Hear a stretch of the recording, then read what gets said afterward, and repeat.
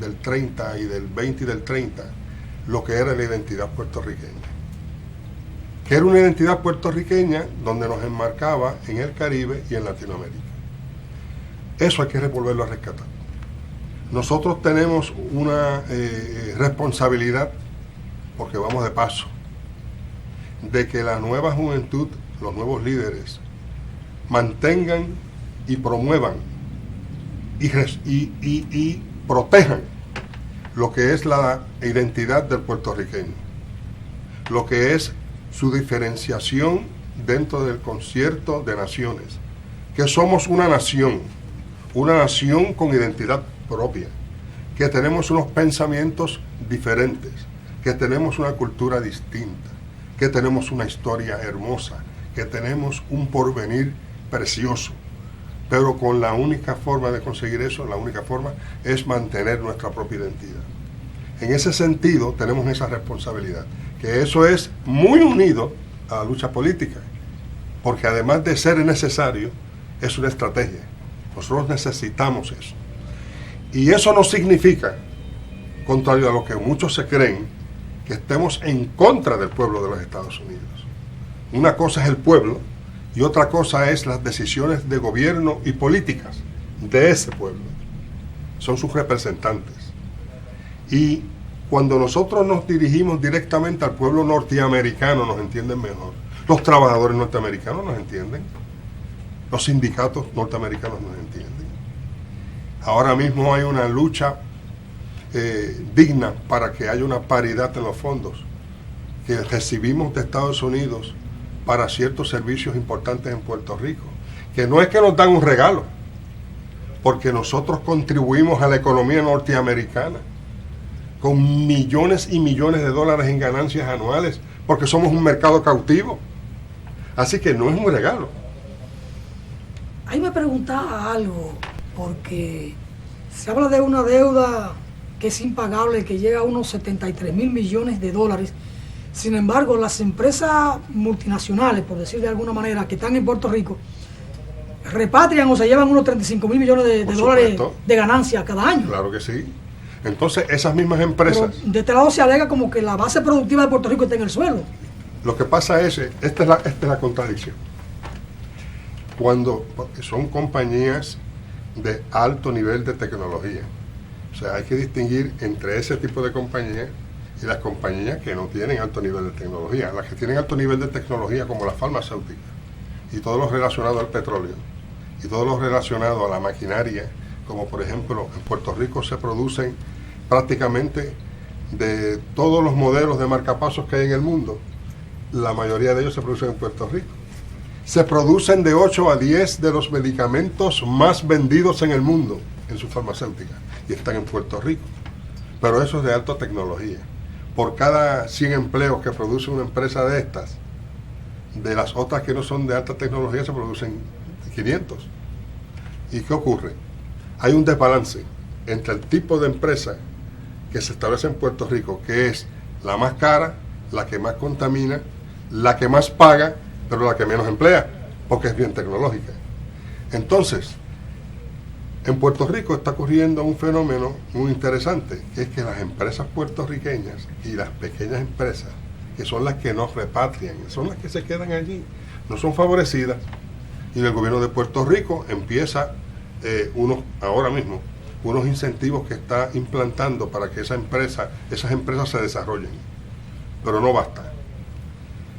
Hay una medida que el Partido Independentista puertorriqueño y otros sectores de los partidos también han apoyado, y es que se aumente el impuesto que se le cobra a las multinacionales y compañías de alta tecnología para repatriar sus ganancias. Pero obviamente el cabildeo de ellos es bastante fuerte, y los políticos nuestros, ¿con qué pagan sus campañas? Así que, si fuera tan mal el negocio, como muchos apuntan, pues hubiesen ido ya de Puerto Rico. ¿O no te parece? Claro. ¿Quién va a invertir para perder? Pero no se van porque es bueno el negocio. Así que yo creo que hay tres cosas que se deben hacer. Hay que aumentar los impuestos que pagan las compañías para repatriar sus deudas. Y eso sería dinero que entraría al erario público para que su liquidez fuera menor. Y otra medida que hay que tomar de forma inmediata, pero para eso tenemos que tener el poder político, es establecer un programa de prioridades para desarrollar nuestro propio empresarismo. O sea que eso debe ir a la par. Porque de alguna manera nosotros no vamos a mantener un sistema de dependencia, porque resolvemos el problema en los próximos 30 años y vamos a caer dentro de los próximos 50 años en el mismo problema que estamos hoy. Es muy serio esto. María, el padre de la patria de Puerto Rico, ¿Emeterio Betances o Pedro Albizu Campos? Bueno, ahí siempre ha habido, ¿verdad?, una situación, pero yo considero que sería Ramón Emeterio Betances, que comenzó la lucha por nuestra patria. Don Pedro luego siguió, ¿verdad?, en otra época esa misma lucha y fue más fuerte y exigente porque su época fue diferente a la de Betances. Así es que, pero siempre en Puerto Rico llamamos padre de la patria a Ramón Emeterio Betances. Oficialmente ese es el padre de la patria. Sí. ¿O no hay un padre de la patria oficialmente? Bueno, oficialmente no lo hay. No lo hay. Pero sin embargo, históricamente y emocionalmente en el puertorriqueño es Betances. Y cuando decimos el puertorriqueño, de cualquier partido, de los de derecha, los estatistas, los entreguistas. Así lo reconocen. Sin embargo, hay que conocer parte de la historia puertorriqueña en su justa perspectiva. El nacionalismo puertorriqueño como movimiento ha sido demonizado en Puerto Rico, desde los tiempos de Muñoz hasta el día de hoy. Y cuando digo demonizado me refiero, de Muñoz Marín. Desde el tiempo de Muñoz Marín. Estamos hablando de 1940. Sí, desde esa época que Muñoz era senador, luego como gobernador, y controló la política puertorriqueña por los últimos 28 años después. O sea, se ha demonizado al movimiento nacionalista. Se le ha asociado con terrorismo, violencia, conspiradores, anti-puertorriqueños por desestabilizar el país. O sea, esa campaña, igual que el carpeteo, el movimiento independentista en general y el nacionalista en particular, tuvo una persecución oficial del gobierno de Puerto Rico, donde se le creaban carpetas por sus actividades personales. Carpetas son archivos. Archivos con todo lo que tú hacías, hasta si ibas a la esquina del vecino. Aquí decimos ficha. Eran fichados. Y había unas listas. Y habían unas personas identificadas. Y habían unas personas que les servían de informantes, lo que nosotros llamamos chotas. Eran informantes. A veces hasta tu propio hermano, tu propio vecino, tu propio primo, tu propio empleado o tu propio compañero de trabajo. Así que nosotros tenemos, por un lado, una historia oficial que es la que nos han querido creer, y tenemos, por otro lado, una mentalidad errónea de la participación del nacionalismo puertorriqueño. Pedro Albizu Campos, desde mi punto de vista, es el puertorriqueño más lúcido, inteligente y claro en lo que debía ser Puerto Rico en la década del 20, pero en la década del 19, obviamente fue Ramón Emeterio Betances y Hostos, con otros más. Ya nos corresponde a nosotros en el siglo XXI retomar esa ruta, y la tenemos que tomar, y es urgente. Eugenio María de Hostos es de ustedes, pero también es de nosotros. María, yo tengo acá en el CEJO, tenemos lo que hacemos el programa, Jaime Meléndez, Juan Francisco, José Ismael y yo, a don Oscar López Rivera, que nos acompaña en cada entrega en el programa. Los presos políticos en Puerto Rico, ¿cuál ha sido su historia? Y el caso de Oscar en particular. Bueno, el caso de Oscar en particular lleva 34 años preso simplemente por el hecho de querer liberar a su patria, de luchar por nuestra independencia. Esa lucha de Oscar ha sido la lucha de todos. Queremos que esté libre ya, queremos que esté en casa, en Puerto Rico con nosotros. Ha sido injusta esa condena de Oscar. Se ha liberado, los presidentes de Estados Unidos han liberado a otros presos, políticos también, y sin embargo Oscar, no sabemos la razón, sigue ahí preso. Preso físicamente porque Oscar, sabemos que él emocionalmente está libre, pero los presos políticos han sido vilmente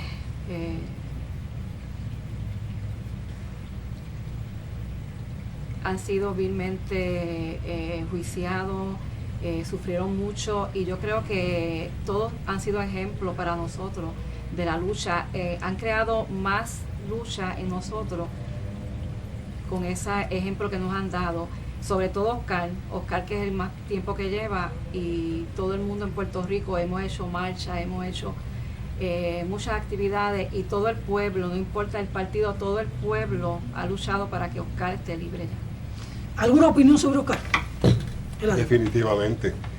Yo creo que el caso de nuestro compatriota, y cuando digo compatriota no me refiero solamente a puertorriqueño, compatriota antillano, porque es tan dominicano y cubano como puertorriqueño.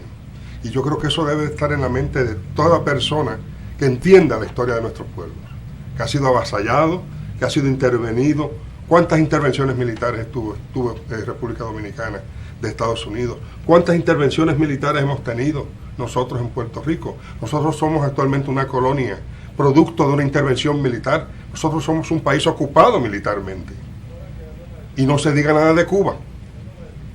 Así que el caso de Oscar López, de nuestro compatriota, es un caso de dignidad, es un caso de justicia, es un caso que no debe incluso estar discutiéndose en este momento. Él debe estar libre de la cárcel, porque de su pensamiento es libre.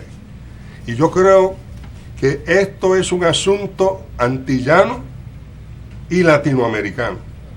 No podemos, ningún latinoamericano que tenga un ápice de conciencia puede permitir en estos momentos que un compatriota latinoamericano, que un antillano, que un puertorriqueño como Oscar López Rivera esté encarcelado. Menos aún por lo que está encarcelado, que es por creer en la autodeterminación e independencia de su país. Oscar ni mató ni robó, no cometió ningún delito. El delito es ser un hombre digno, hijo de su patria y discípulo de Pedro Albizu. Eladio es médico y nos hemos pasado este tiempo conversando en un tono quizás doctoral, sociológico, y yo quisiera ver con Eladio, en su condición de médico, una panorámica de la situación de salud, de los servicios de salud en Puerto Rico, porque los de aquí son altamente precarios y muy costosos. Pero metámonos un poquito en tu ocupación laboral, profesional. La salud en Puerto Rico, los servicios de salud en Puerto Rico. Los servicios de salud en Puerto Rico, antes de hablar de ellos, quiero hacer un panorama histórico corto. Antes del 2000, aproximadamente antes del 2000, existía un sistema de salud pública en Puerto Rico, con deficiencias administrativas, que hay que aceptar, pero que tenía una accesibilidad amplia a la población, tuviese o no tuviese recursos para pagar sus servicios, tanto primarios como especializados. Luego de ese año empieza un proceso de privatización donde los servicios de salud y su infraestructura fue vendida al sector privado. Es lo que llamamos la reforma de salud. Miren cómo le llamaron, reforma de salud, para mejorar los servicios. ¿Qué significó eso? Como ocurre en todas las instancias, cuando al principio tú tienes el control del servicio, tú le das el servicio a un costo razonable. Una vez tienes el control del sistema y la infraestructura, tú decides el precio del costo. Ahora mismo, la deuda acumulada que tiene la entidad puertorriqueña, que tiene que pagarle a las aseguradoras. Hay hospitales públicos. Hay hospitales públicos. Funcionan, pero son los menos. Nosotros hemos revertido la ecuación. Antes de la reforma, había una gran mayoría de hospitales públicos, desde el nivel primario hasta el nivel supraterciario. Ahora es al revés. Nos quedan muy poquitos hospitales públicos y la mayoría son privados, porque los que eran públicos se vendieron al sector privado. Se vendieron literalmente con dinero. Y los servicios, obviamente, la accesibilidad ahora está más disminuida. Pero si a eso se le añade que hay un déficit económico para pagar esos servicios privados, y encima el impacto que tiene la emigración de los profesionales de la salud hacia que menos recursos humanos, menos recursos fiscales, y encima no tenemos la infraestructura, ahora mismo nosotros tenemos unos indicadores de salud que se están deteriorando de forma progresiva. Y la accesibilidad del puertorriqueño a servicios de alto costo está limitada. Tenemos una gran tecnología, tenemos buenos medicamentos, pero eso es disponibilidad. Eso no es accesibilidad. Yo lo tengo disponible, pero no lo tengo accesible, sobre todo a los que tienen menos dinero para pagar. Pero si a eso se le añade que el trabajador promedio puertorriqueño se le disminuyó la aportación a su plan médico, se le disminuyó su jornal y se le pretende disminuir las horas de trabajo, suma y resta, ¿qué ecuación te va a dar esa? Un desastre. Entonces tú dices, ¿y cómo resolvemos el problema? Nosotros creemos en un sistema universal de salud, de pagador único, que no hay intermediarios. Si los planes médicos en Puerto Rico se están llevando casi el 75% del presupuesto, y una empresa que es pro profit, o sea, que es pro ganancia, ¿tú crees que va a tener en el centro de la ecuación a la población y a la gente? No, es su ganancia. Siempre va a cortar servicios para mantener su ganancia. Así que esa no es la vía. La vía es que hay un sistema universal de salud, pagador único, y que el puertorriqueño tenga acceso irrespectivo de su limitación económica. O sea, que lo que defina ese acceso sea su necesidad. Pero claro, hay que tener un consenso sobre ese aspecto. Y tengo que aceptar que no hay muchos colegas que apoyan este sistema, pero hay muchos colegas que sí lo apoyan y otros profesionales de la salud. Pero en Puerto Rico no hay voluntad política para esto, porque siempre media el aspecto del dinero. Y en las campañas, fíjate qué interesante, hay unos proyectos que ya tiene la Organización Mundial de la Salud y nosotros dependemos de la Organización Panamericana de la Salud, que es el organismo regional de la Organización Mundial. Y ellos establecen unos parámetros y unos indicadores de salud, que si número de muertes por parto, que si la mortalidad promedio, son unos indicadores. Y nosotros teníamos unos indicadores buenos antes de que ocurriera el problema de la reforma. Ahora esos indicadores se están deteriorando de nuevo. O sea que nosotros vamos hacia un retroceso. Fíjense qué interesante. Qué interesante sería que hubiese un concordato de alianza entre Cuba, Puerto Rico y República Dominicana para mantener la excelencia y los mejores servicios de salud para su población. ¿Qué te parecería eso? ¿Eso es probable? Pero yo creo que tenemos que tener una visión un poco diferente. La salud, como otras necesidades, no debe estar en manos de la especulación, porque va a mediar siempre a la ganancia, y el paciente, la gente, el ser humano, no va a ser el centro. Porque en esta sociedad el ser humano no es el centro. Pues precisamente. Es el lucro. La mercancía, el dinero. Es el lucro. En los hospitales públicos de Puerto Rico el paciente recibe los medicamentos. En los públicos, poquitos que quedan, sí. No importa el tipo de enfermedad. Eso es correcto.